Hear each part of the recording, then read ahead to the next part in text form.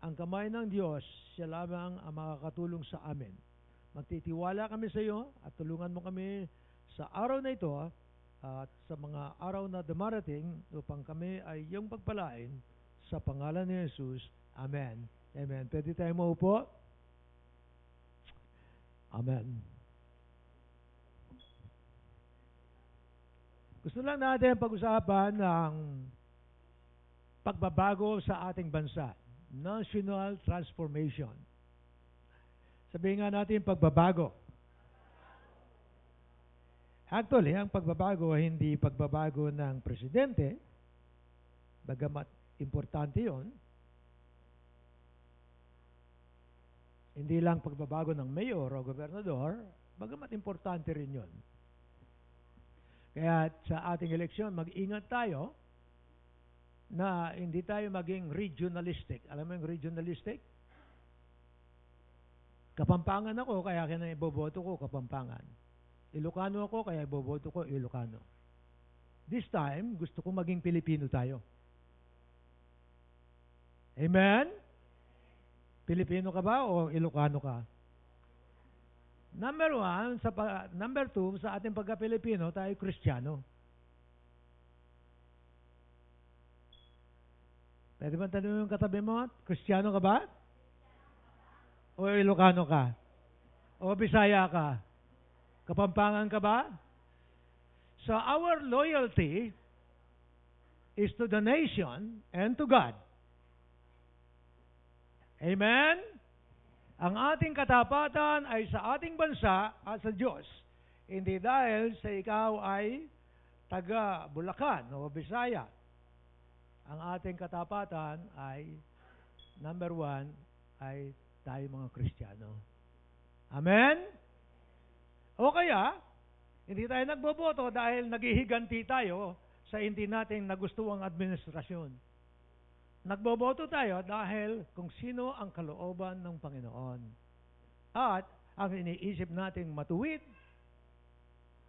makapamahala. Amen? At meron siyang modelo. Ngayon, dito sa ating G12 Philippines, everybody say G12. Tayo ay member ng movement ng pagbabago ng ating bansa. Ang G12 Philippines is about 900,000 strong right now sa buong Pilipinas. At kumikilos ang Panginoon, ginagamit ang movement na ito sa revival, sa pag-aakay ng milyon-milyon at libo-libong mga tao para maglingkod sa Panginoon. Katatapos lang natin ang conference sa Baguio, sa network ni Pastor Arnold, na over 2,000 ang dumalo in spite ng Holy Week. Alanganin akong pumunta pero praise God, mahigit na 50 yata o 50 ang dala natin from our leadership dito sa People of Grace. At ngayon, 10,000 ang target ng network lang natin ni Bishop Frank doon sa Subic on April 23. April 16, yung sa ating group lang, ng target natin mga 300 doon sa FCN para sa ating mga leadership. Now, gusto ko na ipaliwanag muli ng kahulugan ng G12. G12 does not mean group of 12. Hindi ibig sabihin group. Kundi G12 means government. Everybody say government. Gobyerno. Kasi ang Diyos ay may gobyerno. Diyos siya ng kaayusan, hindi siya Diyos ng kaguluhan. He is not a God of confusion, but He is a God of order. Siya ay Diyos na naggugobyerno. At dito sa buong universe, ay siya ang namamalakad sa kanyang wisdom at sa kanyang kapangyarihan, sapagkat siya ang pinakamatalino, all-wise God. Could you imagine kung hindi nagkasundo yung mga planeta, di nagkakabungguan yan kung walang gobyerno. Diba? Alam mo ba, doon na lang sa kalye, para kuminsan hindi natin pinapansin ng gobyerno. Sa atin, ang green ay go. Ang yellow, go very fast. Ang red, go, go, go, go. Stop daw. Pero, hindi natin ginagawa yung stop. Di ba? Ang ibig sabihin, hindi tayo sumusunod sa gobyerno ng o sa tamang pamamahala. Green, go. Yellow, go faster. Red, go anyway. Tama ba yan? And so, sa sidewalk, na dapat sana ay sidewalk, daanan, pero nandoon nagtitinda ng mani, nagtitinda ng pito-pito, hindi ka makadaan ngayon, kaya maaari kang masagasaan. Why? We are not follow government. Di tayo sumusunod. Pero God is a God who governs. He manages and sustains the universe with His wisdom and power. He is all-wise God. Incomparable. Alam mo, ito yung comparable nito. Meron kaming truck na pinamigay sa Vietnam na itong resulta nitong truck na ito, thousands sa mga tumanggap sa Panginoon. Libo-libo talaga. So doon sa literature ay kinompare si Jesus Christ kay Buddha, kay Muhammad, at iba pang mga Diyos. At doon, na-discover nila, si Jesucristo lang ang buhay. Namatay si Buddha, hindi na bumangon sa mga patay. Namatay si Muhammad, hindi na bumangon. Marami pa mga nagpapanggap ng mga Diyos, nangamatay sila, wala nang bumangon. And so there, Jesus Christ, siya lamang nagpakita na talagang hanggang ngayon ay buhay. Kaya nga, makapagtataka pati yung mga hindi naniniwala sa Diyos, sinusunod ang kalendaryo natin, 2016. Bakit 2016? Ang sinusundan yung pagkasilang at pagkamatay ng Panginoon. Yung mga scientists, sinusundan yung 100 years before Christ. Bakit yun ang sinusundan? Kung di sila naniniwala kay Kristo. Hindi sinusundan yung, halimbawa, 100 years after Buddha. Wala yun eh. Pati Muslim, Buddhist, nag-celebrate sila ng Christmas, bagamat din nila naintindihan. Merry Christmas. Bakit? Sinabi pa, nagbati na ba kayong Merry Buddha? Wala pa, no? That is the power na influensya ng Diyos natin. Amen? Ngayon, at sinasabi natin, ang Diyos ay eternal, hindi siya nilikha. Wala siyang pinanggalingan, kundi ever since, Diyos na siya. Yan ang ibig sabihin ng eternal. Wala siyang pinanggalingan, wala siyang katapusan, wala siyang kamatayan. Ang ating Diyos. Now, itong government of 12, bakit 12? Bakit 12? Makita natin sa Biblia, it look like na mahalaga ang numero 12 sa Panginoon. Huwag kayong tatayang wedding mamaya. Baka, sabi, ano yung tatayan nating wedding? 12. Ano pa yung kasunod? 12:24. There's 12 hours in one day and 12 hours sa gabi.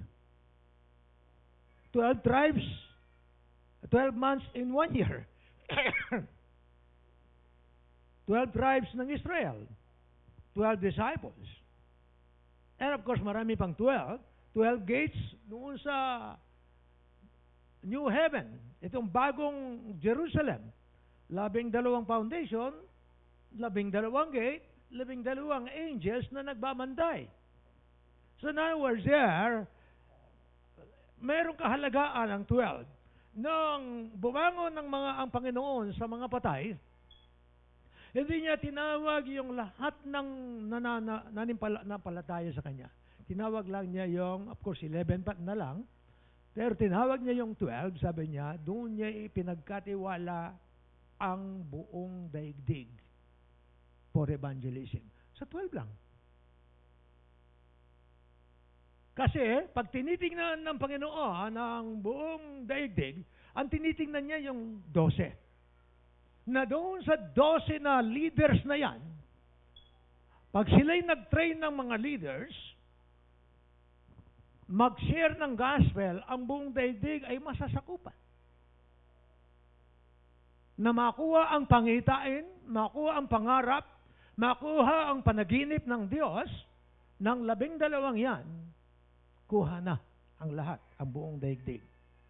Kaya nga, bakit 2/3 of the world today are Christian?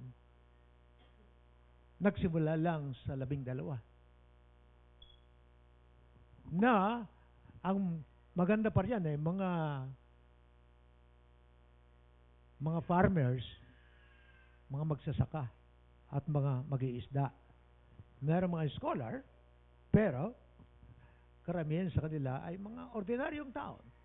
Sabi nga dun sa Galilee, ay lahat ng mga religious leader, walang nakukuha sa Galilee. Kasi mababang pagtingin ng mga Israelita sa mga taga-Galilee. Para bang kung galing ka sa baryo, hindi ka pinapansin. Pero bakit ang pinili ng Panginoon? Yung galing sa baryo at yung Galilee pa. At sa Galilee, mayroon pang pinakamaliit na baryo, Nazareth. So, para bang galing ka sa bundok or whatever, at yan ang pinipili ng Panginoon. Now, binigay niya ang vision na buong daigdig sa 12. At ang 12 ay sasakupin ng buong daigdig, hindi sa pamagitan ng espada, katulad ng Muslim, o kaya ng mga terrorist, o kaya mga nagpapakamatay, kundi sa pamagitan ng pangangaral ng Ebanghelyo at sa pamagitan ng pag-ibig ng Diyos. Ibang revolusyon ang Diyos natin, Diyos ng pag-ibig at Diyos ng pagmamahal. Now, ang Diyos natin ay mahal niya ang daigdig, ang lahat ng kinapal. Mahal niya ang nagkasala. Ngunit, namumuhi siya sa kanyang kasalanan. He loves the sinner, He hates the sin.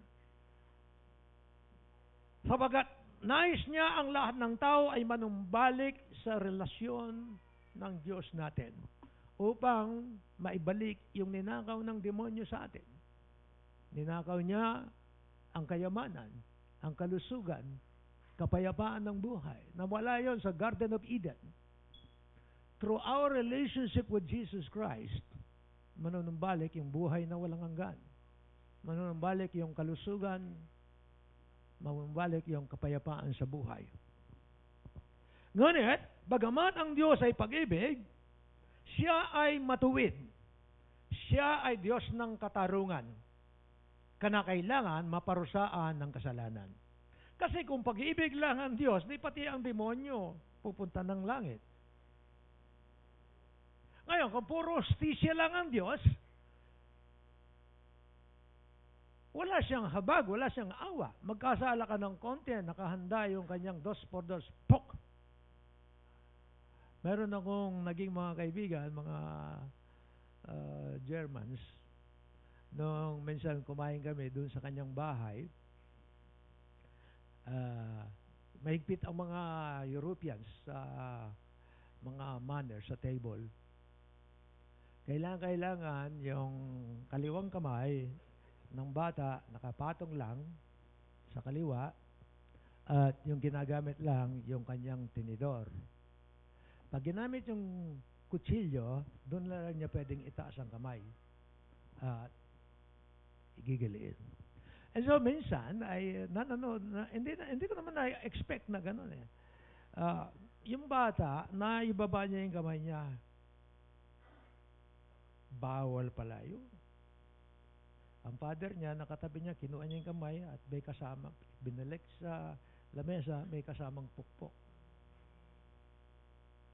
Tandaan mo, hindi pwedeng ibaba o itaas ang kamay, maliban lang kung gagamitin mo. Now, ang Diyos natin ay hindi kung puro katarungan lang siya, puro ustisya lang, laging pumaparusa. Tayo lahat, hindi tayo pupunta langit. Walang qualified to go to heaven. But God is a God of love. At the same time, a God of justice. He solved this problem through Jesus Christ at the cross. He loves us, inibig niya tayo, minahal niya tayo, bagamat tayo magkasalanan. At ang kanyang ustisya ay natupad na instead na ikaw ang maparusaan, si Jesucristo ang naparusaan sa ating pagkakasala. So the love of God and the justice of God was solved at the cross. Amen? Palapakan natin, Panginoon. So now, ang pinag-uusapan natin ay national transformation. Gusto nating magbago ang ating bansa. Sobra na, tama na ang parusa sa atin. Gusto ko tingnan natin itong 2 Chronicles, babasahin lang natin 7:14, binasa na natin kanina. Mayroon siyang formula ang Panginoon. Number 1, na ang pagbabago ng bansa, kailangan magkaroon ng healing of the land. Magkaroon ng healing ang ating bayan. Na mayroong mga ibang example sa mga nakalipas na mga maraming taon, ang England, ang Amerika, pero itong mga recent lamang ay sa Guatemala, for example, nung nanalangin ang mga Kristiyano, natigil ang witchcraft, natigil ang prostitution, natigil ang pagsusugal at paglalasing, natigil yan. At what happened, dahil sa panalangin, ay sumipag yung mga tao na magtrabaho. Kaya yung kanilang mga farms, yung carrots pa lang, doon sa, hanapin ko kung mapapakita, carrots pa lang, ganito na kalaki sa kamay natin. At nagsimula silang mag-export sa Amerika ng kanilang mga gulay na dati-dati hindi masyado. Sumipag ang tao, hindi lang sumipag, tumaba ang lupa, gumaling ang lupa, at ang kanilang mga delivery truck na malalaki ay hindi ordinaryong truck, kundi puro Mercedes-Benz pa. Tinanong nga doon sa bakit Mercedes-Benz pa? Pinagpala kami ni Lord. Yan ang pang-deliver namin ng gulay sa Amerika. So in other words here, ano bang ibig sabihin ng healing of the land? Basahin ko muna, if my people who are called by my name will humble themselves, pray and seek my face, and turn from their wicked ways, then will I hear from heaven, and will forgive their sin, will heal their land. Now, as I said, ang pangarap natin, G12 Philippines, ay pagbabago ng ating bansa. Secondly, ay preserve natin ang ating mga anak at protectionan sila na hindi sila mahulog sa pagkakasala natin. At number 3, kinakailangan makagawa tayo ng mga true disciples, mga tunay na mga alagad ng Panginoon. At magkakaroon tayo ng transformation. Na, ito yung binasa natin. Ano bang ibig sabihin ng healing of our land? Anong ibig sabihin na ikaw ay magaling? Ibig sabihin ng magaling, malusog ka. Matipuno ka, masigla ka, masaya ka.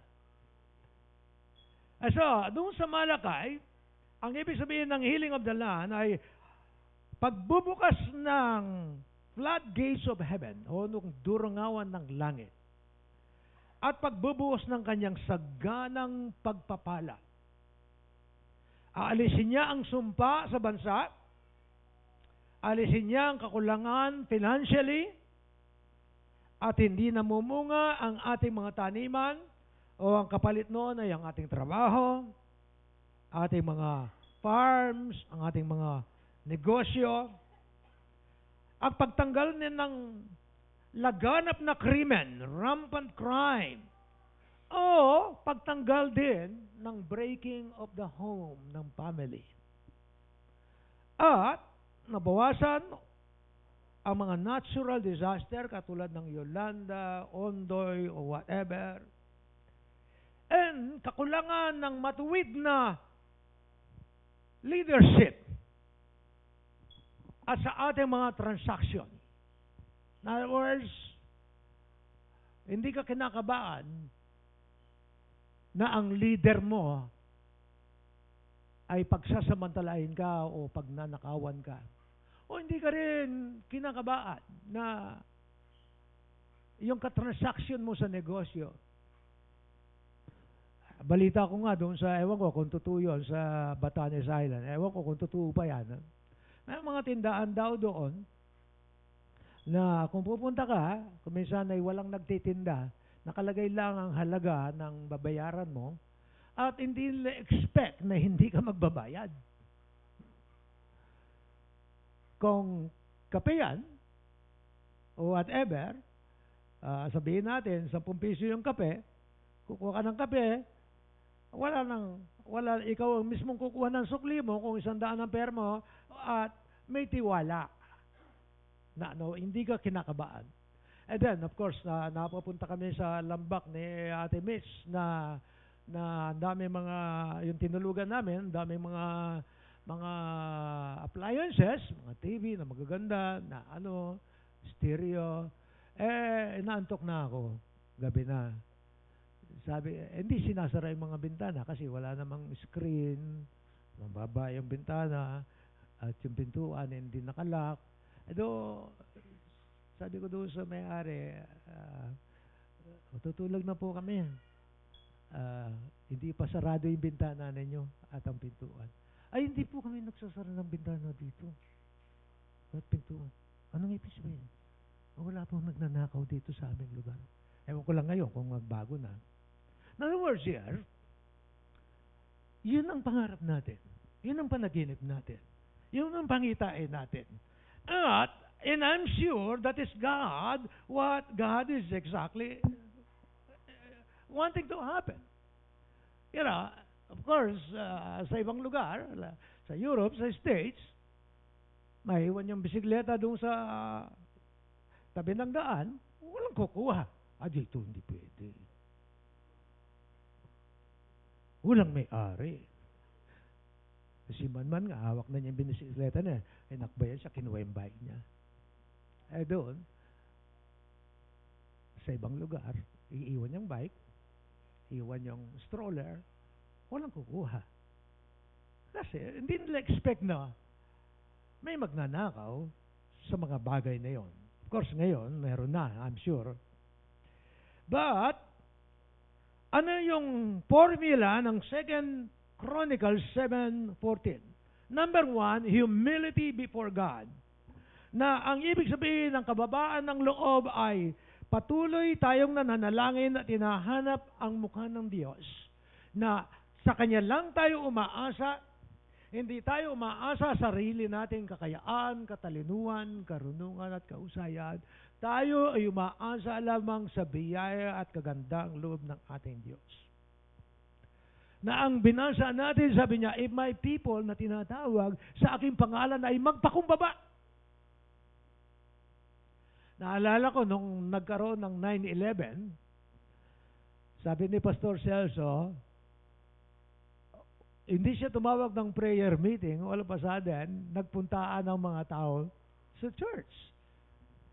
At tinawagan siya, Pastor, may susi ka ba sa church? Meron. Bakit? Dito ako sa church, magpipray tayo. O di, napilitang magpunta sa church pastor na magpray. All of a sudden, napuno yung parking.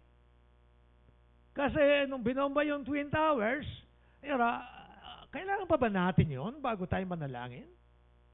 Kailangan pa ba natin dumating ang hukom, ang judgment? Kailangan pa ba dumating ang, bago tayo magdasal, bago tayo magpakumbaba sa Panginoon? Tayo kasi kuminsan, ganun lang tayo .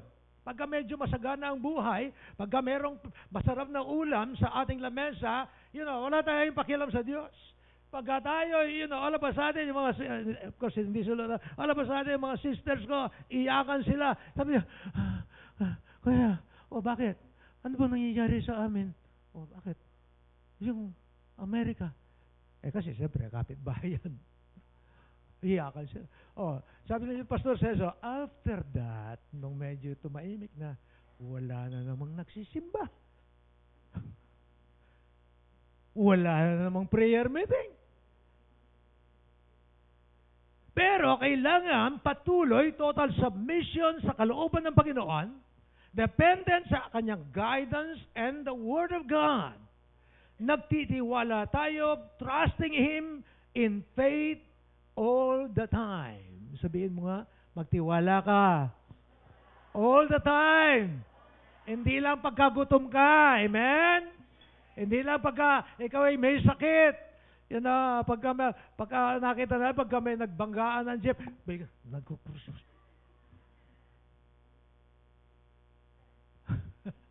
Whatever.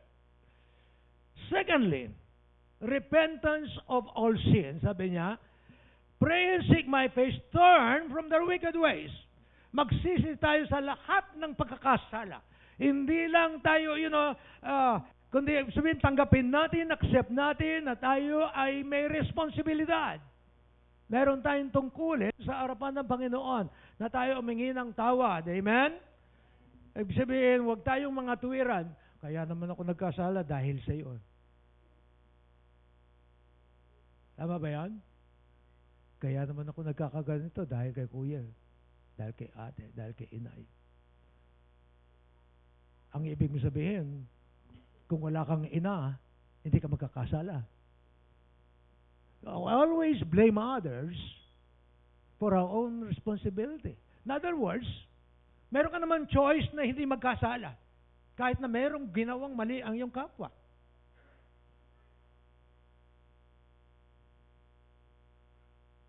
Tama ba yan? Meron ka mang karapatan na tumanggi na gumawa ng kasalanan kahit na nagkasala ang iyong kapitbahay sa iyo? Hindi tayo ginawang robot ng Panginoon. Amen? Pwede ba sabihin mo, hindi ka robot? Na disusi. Amen? Ask forgiveness. Humingi ka ng tawad. Panginoon, I've heard prayer. Panginoon, kung ako'y nagkasala, tama na. Alam mong nagkasala ka, huwag mo nang sasabihin kung ako'y nagkasala. Sabihin mo na, nagkasala ako. Naging taray ako. Naging suplada ako. Naging tamad ako. Naging gwaldas ako sa pera. Tanggapin mo kaagad. Pwede ba sabihin mong katabi, tanggapin mo na kasi. Amen? Kasi yan ang susi ng healing of the land. Amen? And of course, forgive those who hurt and offended you. Lagi tayong nakakapanakit o lagi tayong nasasaktan. Habang tayo nabubuhay sa daigdig na ito, sa ayaw at sa gusto natin makakapanakit tayo, either sa salita, sa kilos, sa pagtingin pa lang, o mayroong makakapanakit sa atin. Ang pinakamasaklap nating sakit ay sakit ng damdamin. Kahit malaking gastusin mo sa St. Luke's, hindi kayang pagalingin niya, kapatid. Amen? Hey, okay, bakit na nagtitext? Tinetext mo? Pwede mo bantayin natin mga leaders, yung mga nagtitext? Ano na? Have a seat. Papaw mo nasa likod mo. Bawal ang mag-text. Sabi mo, bawal ang mag-text. Humingi ka na ng tawad kay pastor. Kung ako tinetext, ako ba tinetext niya?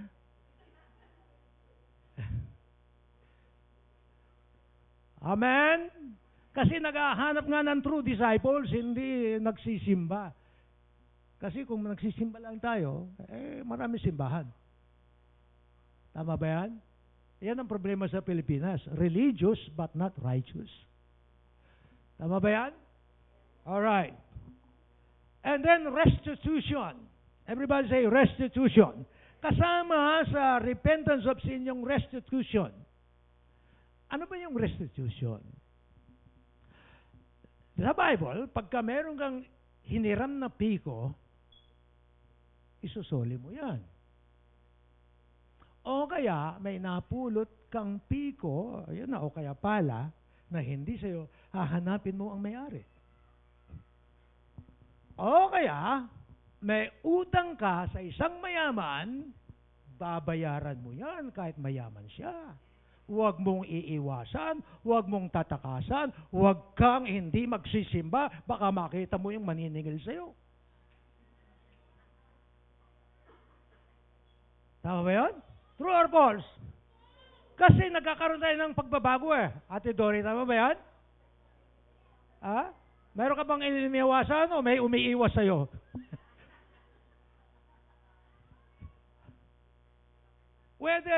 Meron kasi tayong attitude na Pilipino, huwag mo nang bayaran yan kasi mayaman yan. Well, tayo muna. Ginamit mo yung pera ng may pera, ikaw ang nag-enjoy.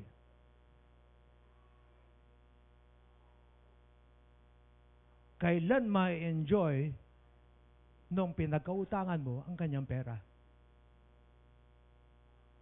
Tama ba yan? It does not matter. It does not matter. Kung malaki man ang patubo o whatever, it does not matter. Kasi we are now coming to a healing of the land. Gusto natin gumaling ang ating bansa. And if you have that attitude, I'm sure, kahit pa unti-unti, the Lord will bless you. Naalala ko yung nakilala ko, nagkautang siya, ewan ko, milyon yata naging utang niya doon sa kanyang sa stock market siya. Stock market, ninakaw niya, nabenta niya yung bahay niya, benta yung Mercedes-Benz niya, ninakaw niya yung pera ng kanyang mga kliyente. So, habang nandoon daw siya sa Makati Supermarket, bigla siyang nagtatago siya sa mga pinagkautangan niya, nag-collapse siya. Sa kanyang pag-collapse, na-discover niya na doon siya sa Makati Medical Center. Umabot siya ng 3 buwan doon, wala rin siyang pambayad. Pagbasa niya sa New Testament, nabasa, mayroong nagbigay sa kanya, sabi niya, hindi ko pala pwedeng takasan yung aking utang. So, ang ginawa niya, nakiusap siya sa Makati Medical Center na babayaran niya yung utang niya, paunti-unti, kung magtatagal siya roon, wala siya hindi mababayaran. And then yung mga ninakawan niya ng pera, actually, ginamit niya yung pera ng kanyang mga kliyente. Inisa-isa niyang nilapitan. At ready na siyang, sabi niya, ready ako mabilanggo, pero kahit mabilanggo ako, magbabayad pa rin ako. To his surprise, except yung Makati Medical Center, lahat ng kanyang pinagkautangan na nung hindi siya nagtago, nung umarap siya, pinatawad siya. Milyon yan pinag-uusapan. Now, it does not mean to say na patatawarin ka, pero kinakailangan harapin mo at magtitiwala ka ang Panginoon ay magbabayad. Paunti-unti, tanggapin mo ang katotohanan, mumurahin ka, sisigawan ka, ipapahiya ka, pero wala tayong magagawa. We just have to pagpakumbaba tayo sa Panginoon. Amen? Doon sa Nineveh, si Jonah, chapter 3, nagkaroon ng healing of the land. Sa Jonah, ay dumating si Jonah at nangaral siya, iniiwasan niyang mag-preach. Pero nung nagpunta siya roon, ito ang sabi ng Jonah, chapter 3, verse 3, Jonah obeyed the word of the Lord, went to Nineveh. Nineveh was a very important city. A visit required 3 days.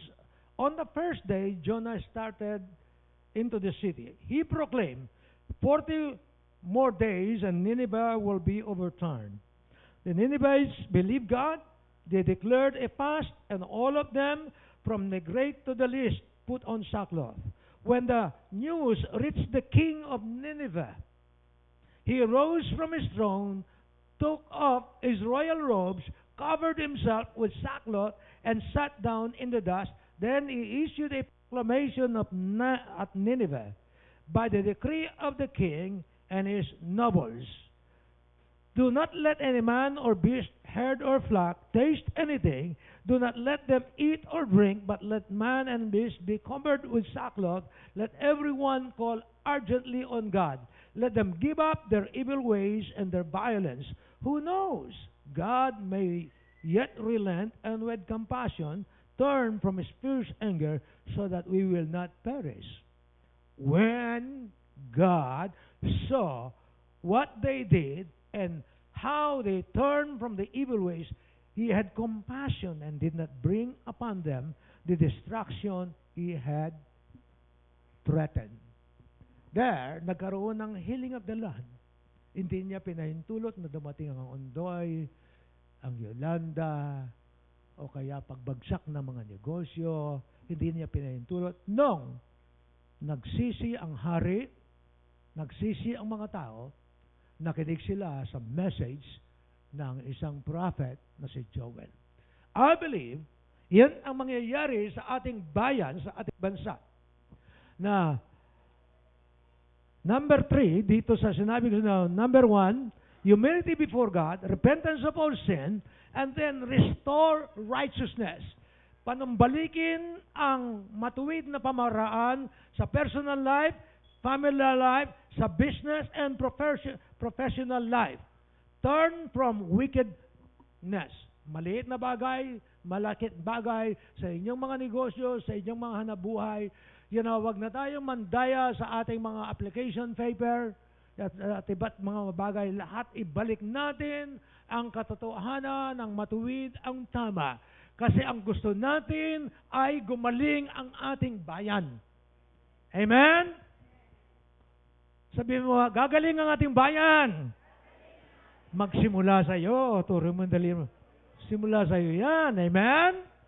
Amen? Kung may pinag-autangan nga, huwag mong tatakasin yan. Mayroon ba tayong tinatakasan na pinag-autangan? Wala raw, sabi ni natin Lourdes. Ibig sabihin sila lahat, sinakop mo na. Kasi meron, as I said a while ago, meron tayong attitude. Ayaman yan, mayaman yan. Palagay mo kaya, kahit na yung mayaman, hindi siya mag-ihinakit sa'yo? Kahit ipa-doktor mo siya sa St. Luke's, wala rin yun. Hinanakit eh. Ang hinanakit is self-invited pain. Tama ba yan? Number 2. Number 1, healing of the land. Number 2, ang gusto natin sa transformation, peace and prosperity. Everybody says peace and prosperity. Kapayapaan sa Tagalog at kasaganaan. Sino bang gusto mapayapa ang buhay? Sinong gustong sumagana ang buhay? Well, alam mo dito sa chapter 29 ng Jeremiah, napakaganda ito. Babasahin ko. Verse 4 hanggang 15. This is what the Lord Almighty, the God of Israel, says to all those I carried into exile from Jerusalem to Babylon. Nagkasala kasi ang buong bansa, and so pinahintulot ng Panginoon, sila ay maging bilanggo sa ibang bansa. Build houses, settle down, plant gardens, eat what they produce, marry, have sons and daughters. Pwede ba sabihin niyo yung mga single men, get married? Bukas. Find wives for your sons and give your daughters in marriage so that they too may have sons and daughters. Increase in number, do not decrease. Ang ibig sabihin sa atin, increase in the number of disciples. Amen? Bakit pa may ibig? Dagdagan mo ang mga mananampalataya. Alright? Also, ito na. Ready na ba kayo? Sa likod, ready na ba kayo? Also, seek the peace and prosperity of the city to which I carried you into exile. Pray to the Lord for it, because if it prosper, you too will prosper. Hanapin mo ang kasaganaan ng iyong bayan, sapagkat pag sumagana ang bayan, sasagana ka rin. Tama ba yan? Yes, this is what the Lord Almighty, the God of Israel says, do not let the prophets and diviners among you deceive you. Do not listen to the dreams dreams you encourage them to have. They are prophesying lies to you in my name. I have not sent them, declares the Lord. This is what the Lord says. When 70 years are completed for Babylon, I will come to you and fulfill my gracious promise to bring you back to this place.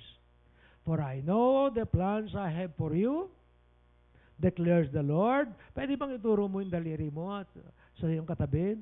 At sabihin mo sa katulad ko, pakinggan mo ako, sabihin na, I know the plans I have for you, declares the Lord, plans to prosper you and not to harm you.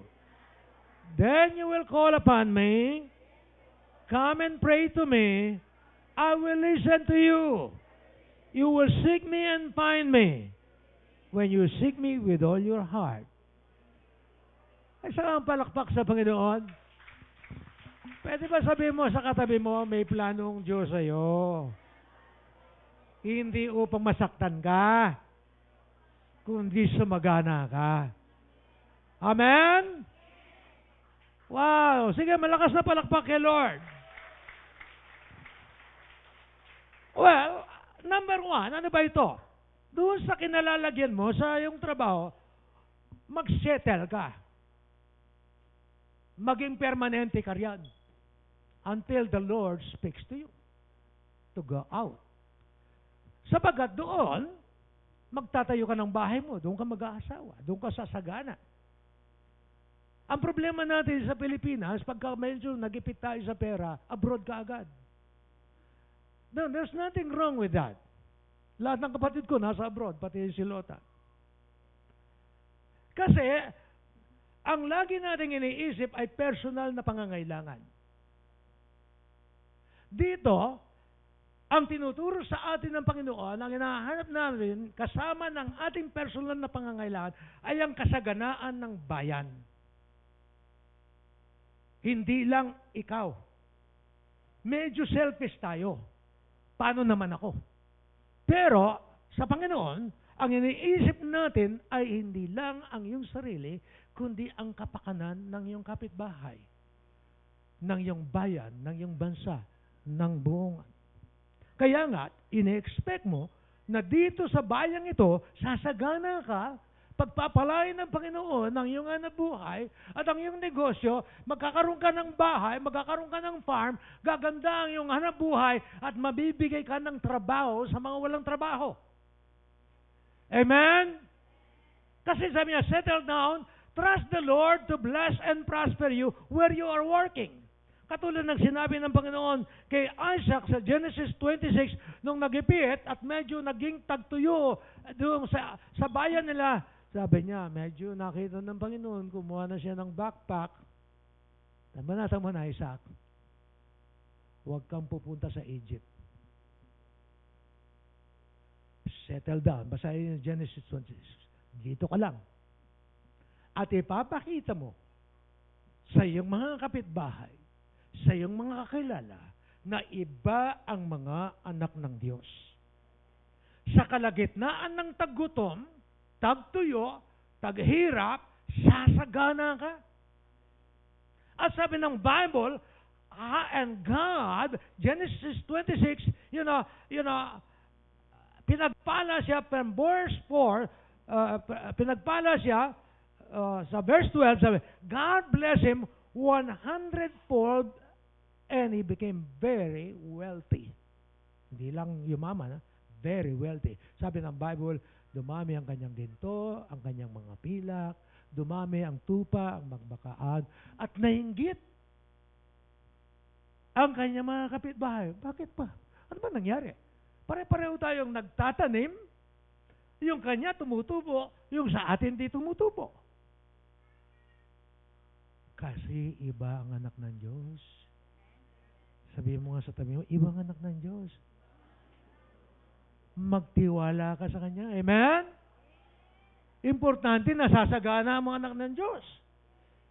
Pwede ba sabihin mo, importante, nasasagana ka. Amen? Para mainggit sa Diyos ang mga anak ng Diyos. Amen? Lalapit sila sa Panginoon dahil sa iyo. Hindi nag-abroad to, pero yumaman. Tingnan mo siya, Dory. Si Dory, mayroon siyang, nabili na yung Malacanang Palace. Nagtayo siya ng Malacanang, hindi lang niya pinakita. Ginanong ko yung kamay ko sa bayo, hindi niya ako pinansin.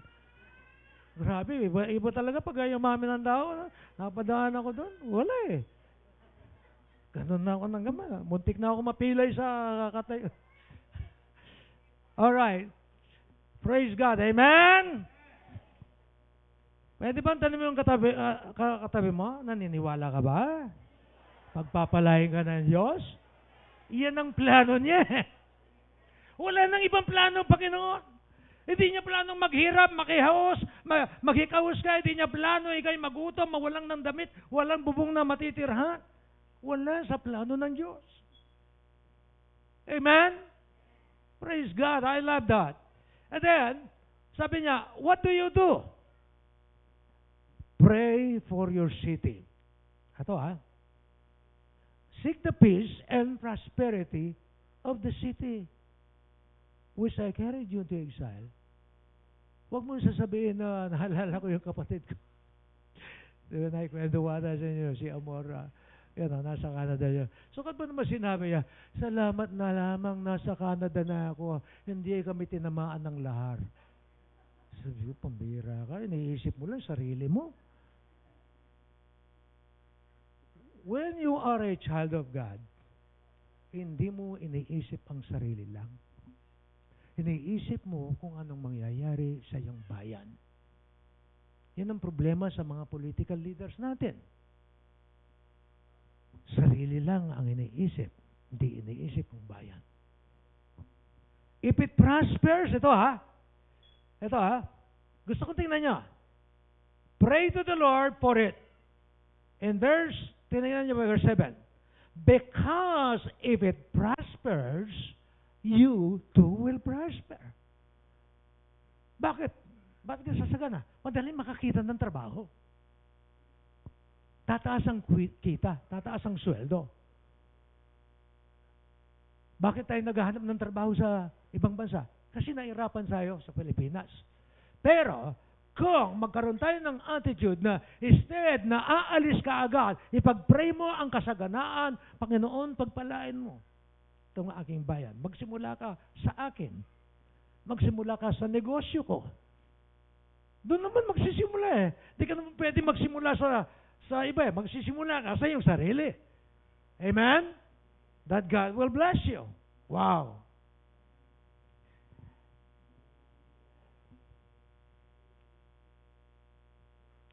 Tulad sabi, keep praying and seeking God's will and interest. Yan ang natin dyan. Number 3. Ang pinapag-pray natin ngayon, ano ang gusto natin? Magkaroon ng national transportation. Number 1, healing of the land. Number 2, peace and prosperity. Number 3, righteousness in the nation. Magkaroon ng matuwid na pamamalakad ang ating bansa. Sabi ng Proverbs 14:34, righteousness exalts a nation, but sin is a disgrace to any people.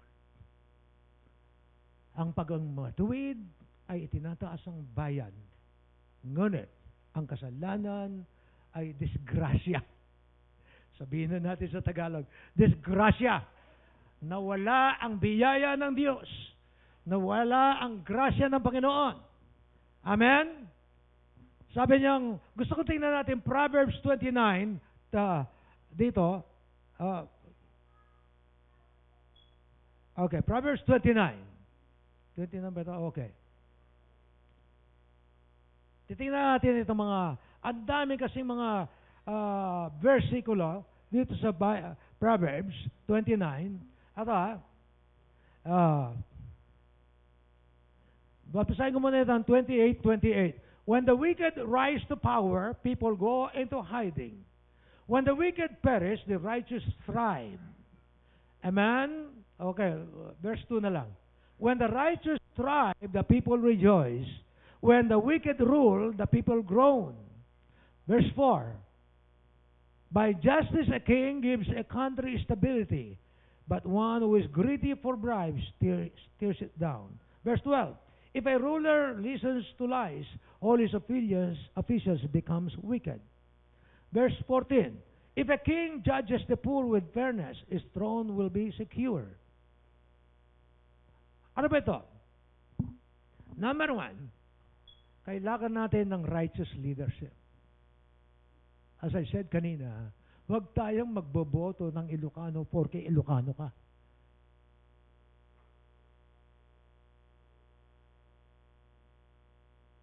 Amen? Huwag kang magboboto ng Kapampangan porque Kapampangan ka. Magboboto ka bilang Kristiyano, bilang Pilipino. Amen? Yun ang ano natin. Pwede ba sabihin mo sa tabi mo, magboto ka bilang Pilipino? Sapagkat kung presidente ka ng lahat ng tao. Hindi ka lang presidente ng Nagatarlac. Amen? Yan ang problema natin ngayon. Pagka naging presidente si Ate Lourdes, presidente lang siya ng Kamuning. Nalimutan niya, merong kamyas. Nalimutan niya, meron. Yan ang problema natin tayo. Masyado tayong regionalistic eh. This time, isipin na natin ang bayan. Amen? Righteous leadership. Ano sabi ng 29:24? Ito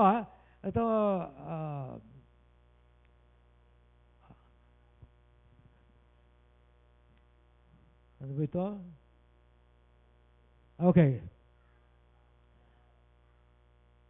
The people rejoice. Saan ba yung binasa natin? Marami tayong binasa. No? But anyway, ano yun ko na lang. Unang-una, pagka merong righteous leadership, masaya ang mga tao. Yan ang sabi ng Proverbs. The people will rejoice. Secondly, yung nabasa natin dito sa merong katarungan. Ang mahirap, hindi natatakot. Ang mayaman, hindi natatakot. You know, for example, I think I told you a story na merong injustice sa ating bayan. Kami na lang sa Kamyas, ako na lang, right? In-accuse yung aso namin na kinagat yung bata ng kapitbahay. So, tinubog ako ng agad, ng tao, pina-hospital ko, pina-doktor ko, yung sugat dito, nagmumura na, tinawag ako ng kapitan, na iba-iba ng tapos, nung dumating si Abe, sabi ko, Abe, we had a problem. Oh, what's it? Anong problem? Yung kapitbahay, kinagat ng aso natin, kaya malaking gastos ko sa doktor, sa ospital, gusto pa ng pera ng Ay, sabi niya, hindi siya kinagat ng aso natin. Ano ba nangyari? Meron siyang laruan, gumulong yung laruan niya doon sa loob ng garahe natin, at papasok sa garahe, sa paglabas, sa takot niya sa aso, tumakbo siya, tumama ang ulo niya dito sa gate. Ha?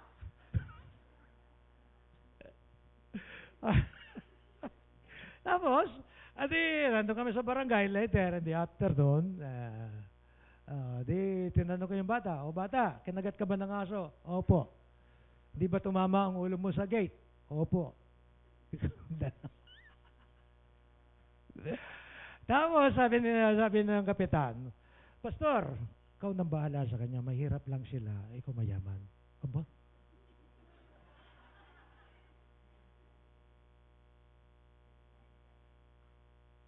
There a law na injustice. Yung binayaran ko, ginaso, gusto niya bibigyan ko pang pera, ay, hindi na ako magbibigay ng pera. Pag mayor na ako. Pero sabihin, that alone, mayroong tayong attitude sa Pilipinas, iba-iba eh. Iba-iba yung pananaw natin. Kaya, kailangan ay, makatwiran. Number 3, ang bansa raw ay magiging matatag. Kaya tinatakot tayo ng China dahil alam nila hindi tayo matatag Gusto nila sakupin tayo. At sabi niya, His throne, 29:14, His throne will be secure. Hindi siya natatakot na merong martial law, merong ganito, or whatever. Hindi natatakot kasi secured na siya. Alam niya, gumagawa siyang mabuti sa bayan. Security na ano. Anong ba sabi dito? Pero siya sinabi rito, no? Verse 4, by justice a king gives a country stability. But the one who is greedy for bribes tears it down. Ang mga matakaw sa suhol, sa bribe, sinisira ang bayan. Sinisira ang bansa natin. Yung mga magnanakaw, nangungupit, na overprice, from rags to very rich. Hindi natin maintindihan. Ang ibang mga political leader natin, umahabol pa sila, whatever. But, ang sabi niya, sinisira ang bayan. It tears the nation. Gusto niyo bang masira ang bayan natin? Sabihin nga natin, sobra na, tama na. Ibalik ang matuwid. Yan ang ipinagpipray natin. Gusto kong mag-pray kayo dyan. Okay. Ang dami pa yung verse.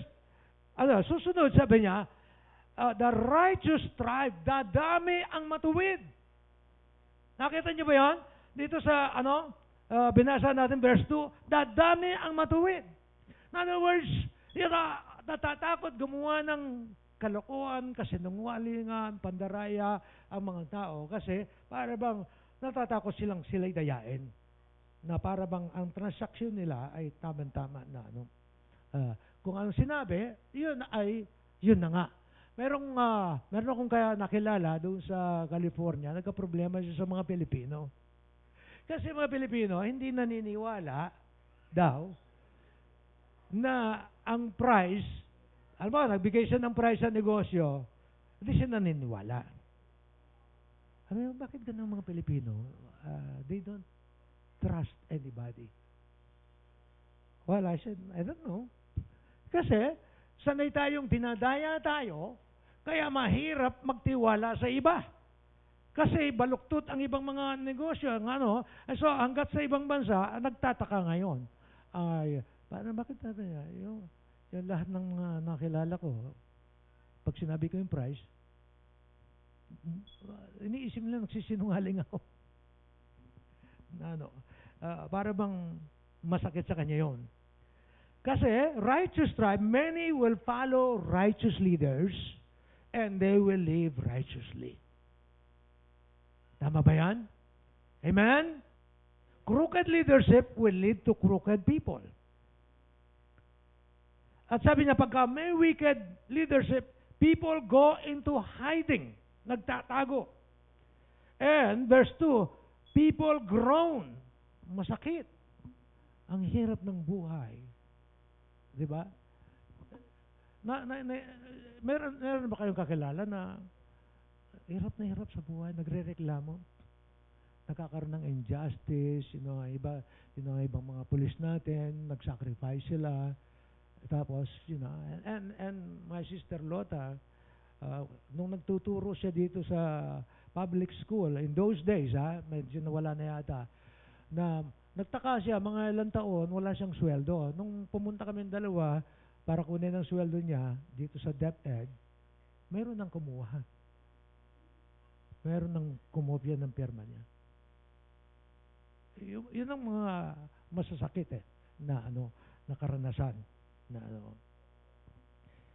Kasi sabi niya, verse 12, if a ruler listens to lies, all his officials become wicked. Lahat ng opisyalis niya, walang mapagkatiwalaan. So what do we do then? Again, the solution is 1 Timothy chapter 2. Everybody say solution.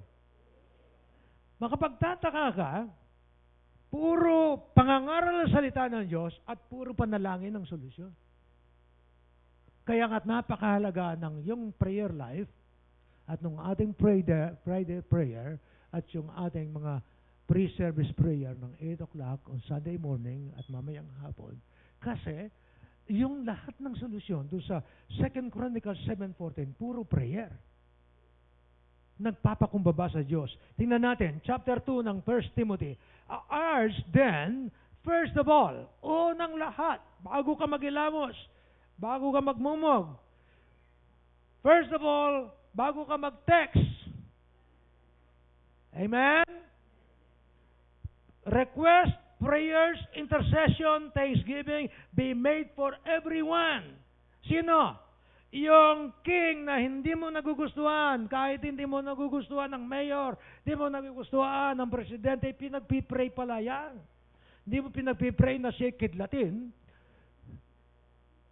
Bakit? Sabi niya, and all those in authority that we may live. Ano bang plano ng Panginoon? Peaceful and quiet lives na makadiyos at banal.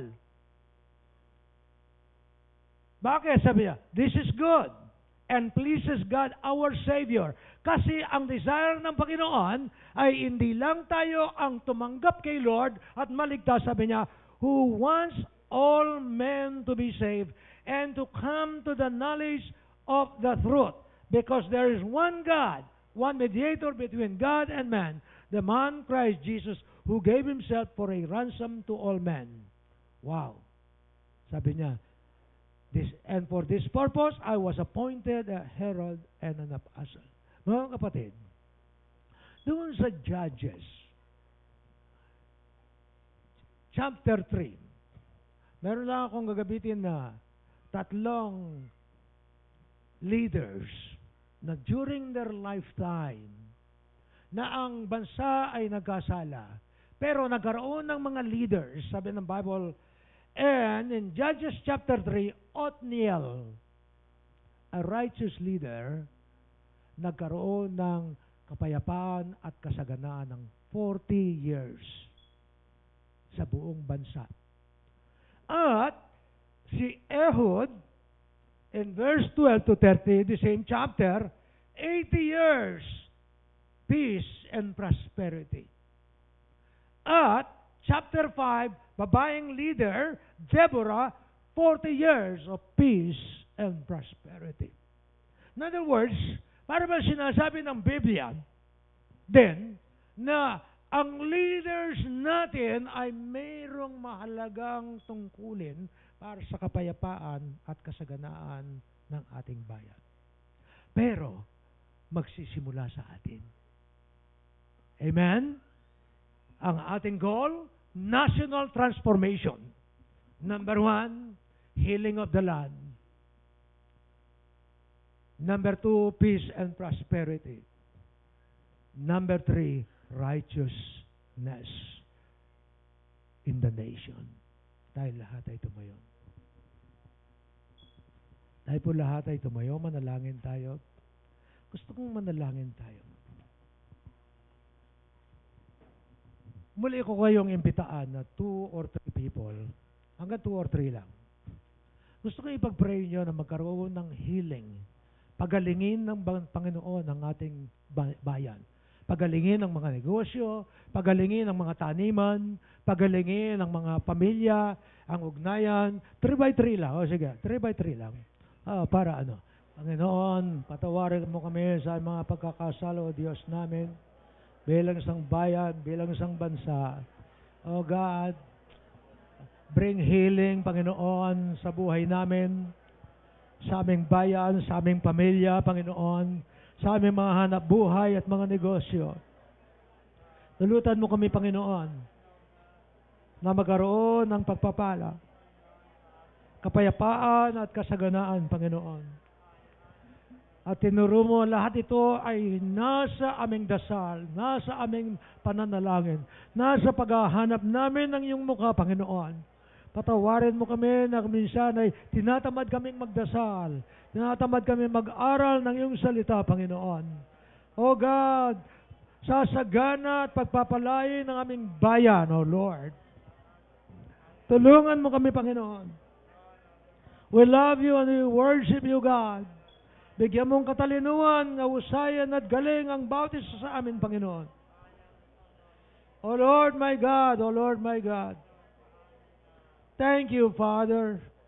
Oh Lord, tulungan mo kami sa aming dumarating na eleksyon na mga matuwid na leaders lamang ang aming iboboto, Panginoon. Oh God, bagamat di sila perfect, Panginoon, magboboto kami bilang Kristiyano at bilang Pilipino, Panginoon. Hindi dahil kami magboboto dahil sa kababayan o kawika o kasalita, Panginoon. Nagboboto kami, Panginoon, sapagkat yung ilalagay mo sa leadership, Panginoon, sa kasaganaan, sa kapayapaan, sa pagpapagaling ng aming bansa, Panginoon. So God, in the name of Jesus, the healing of our nation, the healing of our land, thank you, Father. Great is the Lord and most worthy of praise. Great is the Lord and most worthy of praise. Thank you, Father. Oh, thank you, God. Taas natin mga kamay natin sa Panginoon. Purihin natin siya. Nagagaling ang ating bayan. Sasagana ang ating bayan. Sasagana ang bawat isa sa atin. At bibigyan tayong matuwid na leader ng Panginoon. Thank you, Father. Oh, we worship you, God. Glorify the name of the Lord. Glorify the name of the Lord. Panginoon, we thank you, God. Nagkakaroon kami ng national transformation, Lord. Magkakaroon ng healing of our land. Magkakaroon kami ng peace and prosperity, Lord. Magkakaroon kami ng righteous leadership, O God. Oh Lord, napakaganda ng iyong plano. Wala kang balak na kami saktan, O God, o kami maghirap, maghikaos, magdahog palad. Ang balak mo lang, ang plano mo lang ay maganda at pawang kasaganaan at pagpapala, Panginoon. Thank you, God.